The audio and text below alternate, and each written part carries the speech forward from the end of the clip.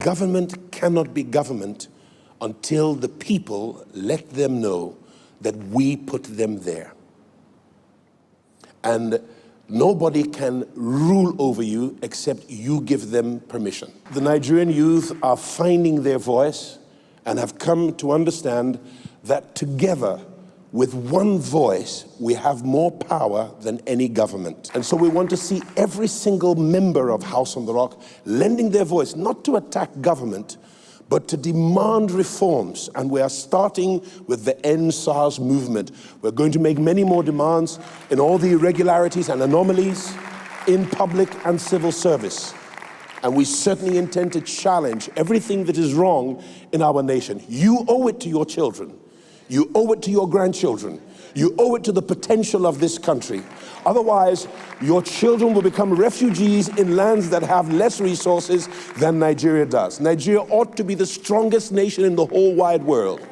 And now it is time for us to wake up, rise to our responsibility, and stand our ground and make sure that not one of your brothers or sisters in Christ or in the Nigerian brotherhood is left out of the challenge and the fight to insist and ensure that justice returns to our streets, that righteousness is restored to our land, that equity goes back to the parliamentary halls of our nation, and that equity and equality are available to all Nigerians. No longer will governments continue to steal from us. No longer will public servants and judicial officers continue to rape the system of justice. No longer should the law enforcement of our nation ever again inflict injustice upon us when they're supposed to protect justice for us.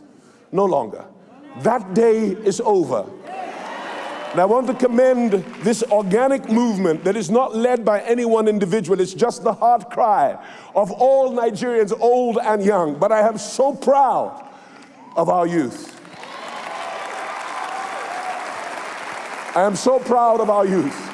I believe that Martin Luther King is jumping in heaven, seeing Nigerians rise to their cause. I was elated when I saw my pastor, Bishop Jakes, another Nigerian, though of American birth, rise to add his voice to the anthem. Another friend, Tyler Perry, has added his voice. How will we allow citizens of another nation speak out for us?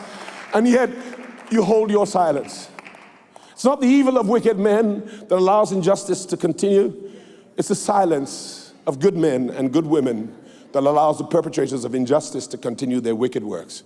That day is over. Let's add our voice to the big anthem that now sounds with a unification to condemn the irregularities, the brutality, the extrajudicial violence to the citizenry. Let's add our voice to that anthem to insist that it stops from here forward.